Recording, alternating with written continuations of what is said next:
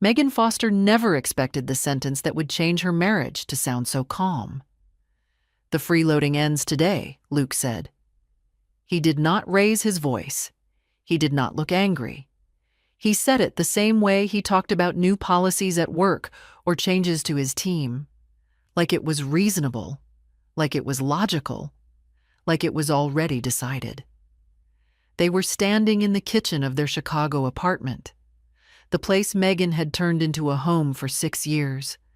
The smell of rosemary and garlic still hung in the air from dinner. Megan was drying a plate when Luke spoke. "I just got promoted," he added. Like that explained everything. Megan slowly placed the plate on the rack. She did not turn around right away. She knew that tone. It was the tone of a man who had practiced something in his head until it sounded fair. "You heard me?" Luke continued. "We need to separate our money. I am not going to carry someone who is not pulling their weight." Megan turned to face him.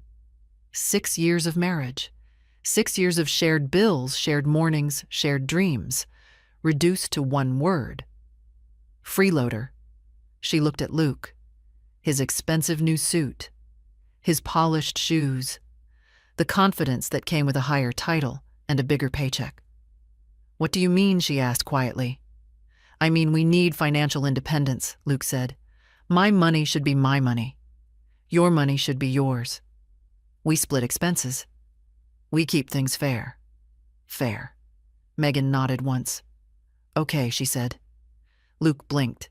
He had been ready for a fight, for tears, for anger, for guilt. He was not ready for agreement. "Okay," he repeated. "Yes," Megan said. "Separate accounts. We split everything 50-50. That is what you want, right?" Luke smiled. Relief washed over his face. "Exactly." Megan turned back to the sink. What Luke did not know was that she had already started counting. Every dollar she had paid, every bill she had covered, every invisible thing she had carried while he climbed. 3 weeks from now, he would regret every word he just said. But right now, he thought he had won. And Megan let him believe it. Megan Foster was not the woman Luke thought she was. To him, she was just a teacher, a simple job, a steady paycheck. Nothing impressive compared to his corporate career. That was the story he told himself. It was also the story his mother loved to repeat. What Luke never bothered to look at was everything behind it. Megan taught at a private school during the day, but in the evenings and on weekends she ran her own tutoring business. Wealthy families paid her to prepare their children for college. Business owners hired her to polish their teenagers for elite schools. Some of her clients paid more for 1 hour than Luke spent on a nice dinner. The money went into the joint account. Quietly. No announcements, no applause. Megan also ran the house. She paid the bills.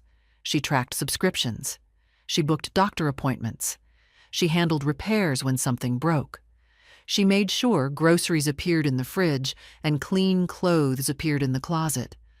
Luke never saw the work. He only saw the result. Dinner on the table, lights on.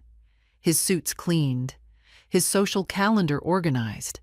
His mother's birthday remembered every single year. Luke thought those things just happened. They did not. They happened because Megan made them happen. While Luke built his career, Megan built the system that allowed him to do it.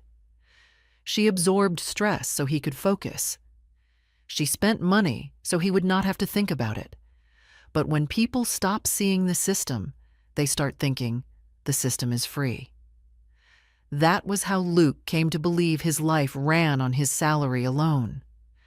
That was how he came to call the woman who held everything together a freeloader.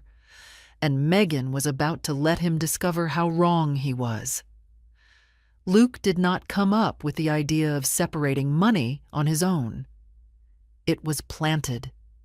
His mother, Patricia Foster, had been whispering into his ear for months, always gently, always disguised as concern. "You work so hard," she would say. You deserve to enjoy what you earn. You should not have to support another adult." She never raised her voice. She never accused Megan directly. She simply kept repeating the same idea until it sounded like truth. Patricia believed a wife should orbit her son, not stand beside him. In her world, men brought home money and women were supposed to be grateful.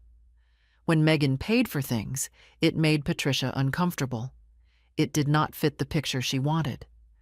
At family lunches, Patricia praised Luke for his ambition. She talked about his future, his career, his success. Megan sat at the same table but felt invisible.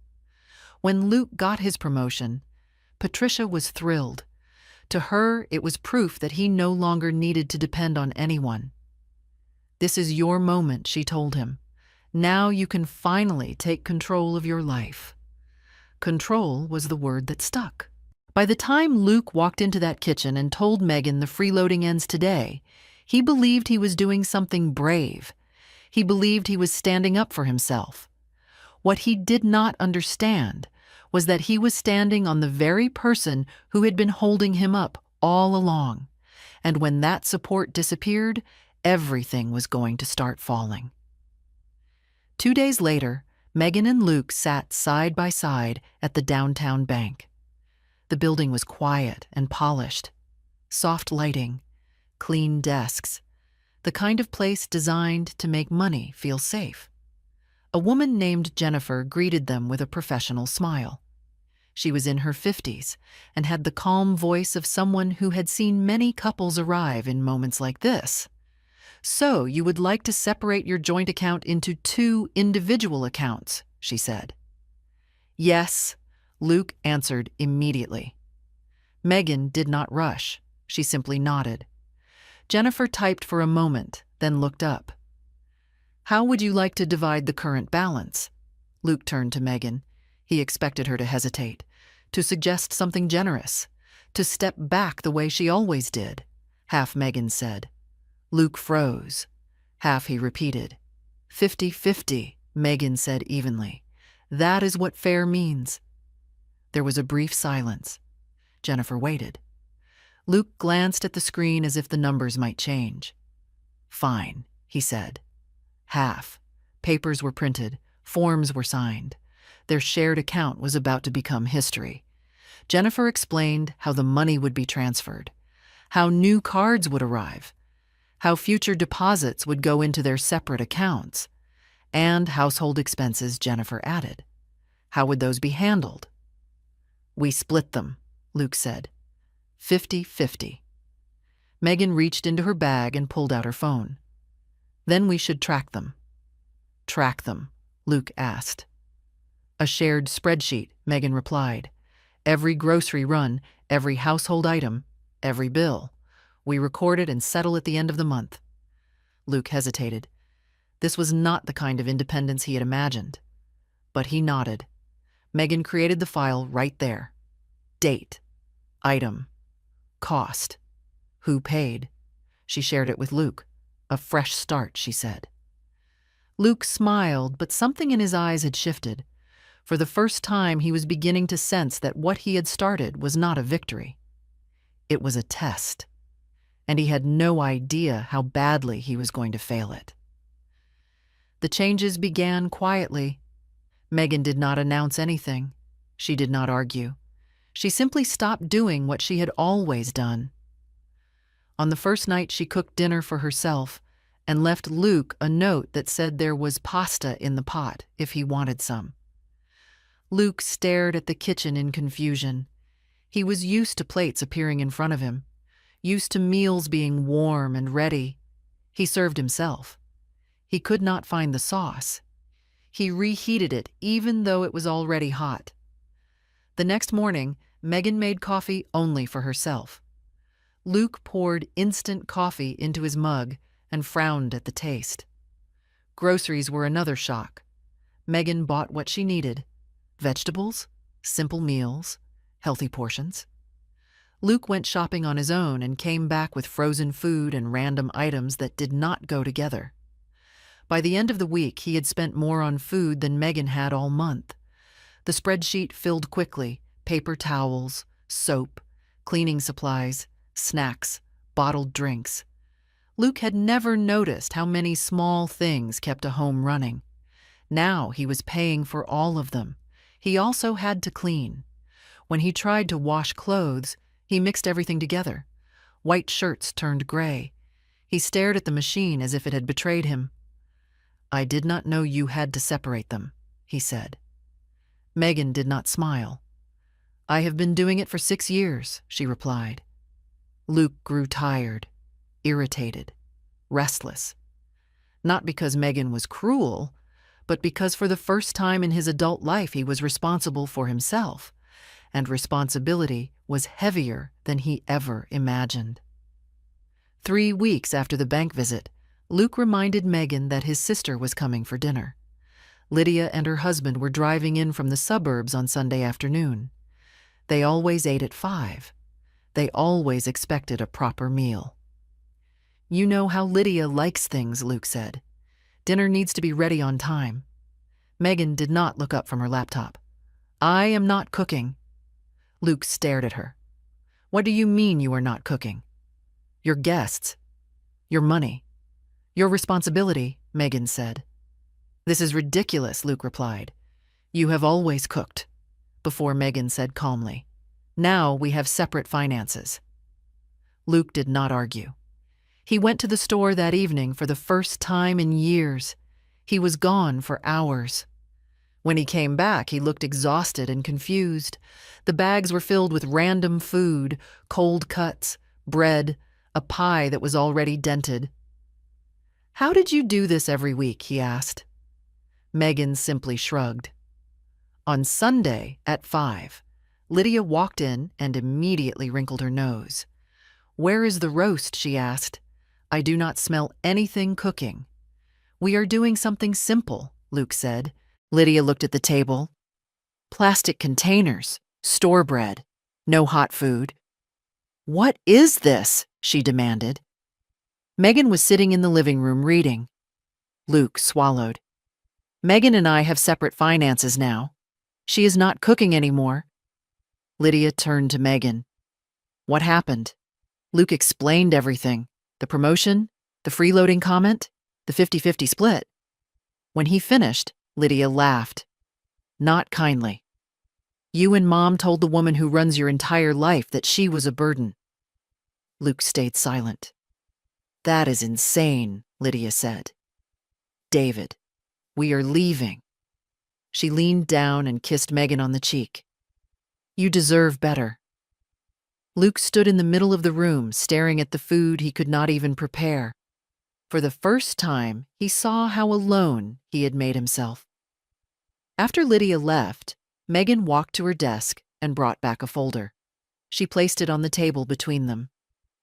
"Everything is in here," she said. 6 years of numbers. Luke looked at the folder but did not open it. Megan did. "My income," she began. "Teaching and tutoring. Almost $400,000. Luke frowned. "Housing." Megan continued. "Rent, utilities, internet. The portion I paid beyond half. Over $48,000. His mouth opened slightly. "Food," Megan said. "Groceries, household supplies, gifts for your family, holidays, birthdays, over $30,000. She paused. "Your golf membership, too." Luke stared at the pages. "I thought those things just happened," he whispered. "They happened because I paid for them," Megan replied. She turned to the final section. 15 hours a week of cooking and cleaning, 10 hours of managing schedules and family events. If I charged even the minimum rate, it would be nearly $200,000 more. The room went silent. Luke looked smaller now. "I did not know," he said. "You did not look," Megan replied. Luke rubbed his face. "What do you want from me?" Megan closed the folder. "I want to be seen." For the first time since this began, Luke understood that the woman he called a freeloader had been carrying his life on her back, and that weight was finally crushing him instead. That night, Luke's phone rang. It was his father, Richard. Luke put it on speaker. I heard everything Richard said. Lydia told me. Luke did not speak. You do remember who planned every birthday, every holiday, every family visit, Richard continued. Silence. It was Megan, he said. She made this family work. Luke swallowed. You lived comfortably because your wife paid with her time and her money, Richard said. And you called that freeloading. I did not mean to hurt her, Luke said quietly. Intent does not erase damage, Richard replied. You took without seeing. That is worse. Richard paused. If you want to keep this marriage, you need to learn to value what you have before it is gone. The call ended. Luke sat on the couch staring at the dark screen. For the first time, he was not angry. He was ashamed.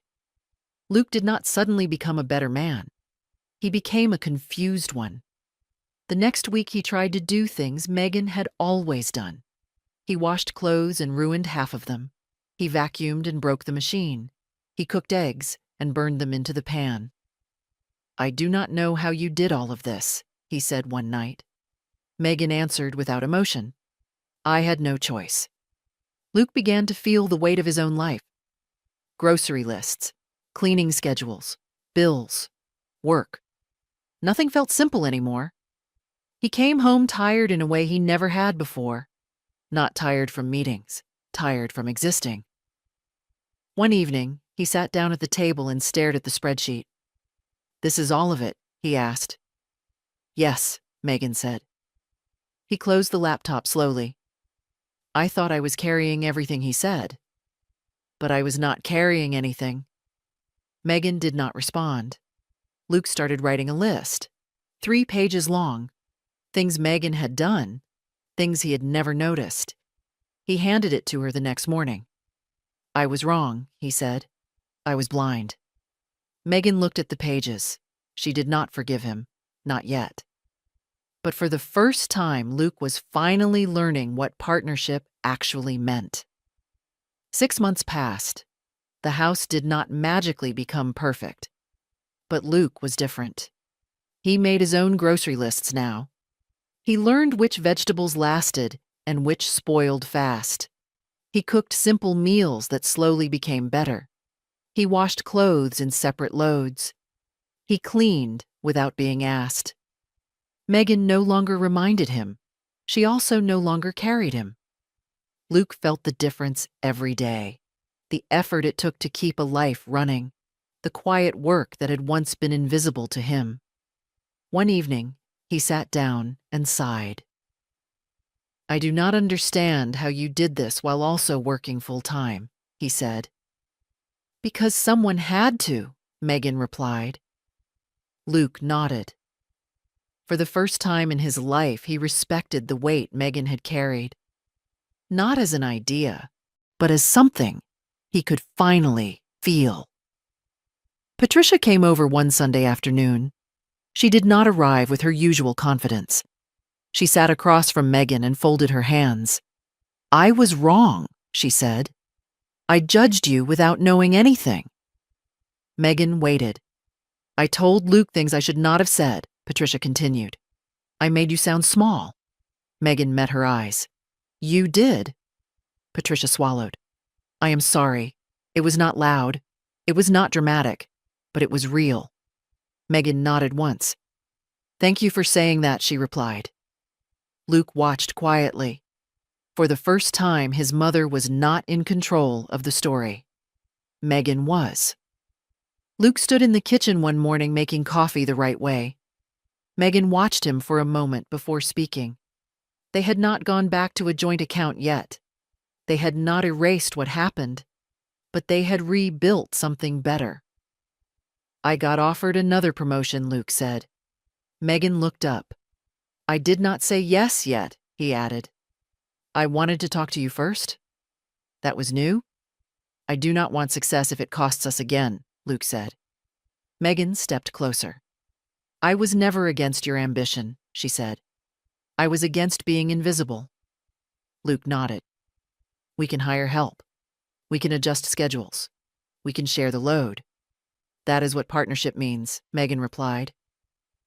Later that day, Luke asked about going back to a joint account. Only if respect stays, Megan said. It will, he answered. Some stories end with someone walking away. This one ended with two people learning how to finally see each other. If this story spoke to you, like, share and comment. Sometimes the strongest revenge is not leaving.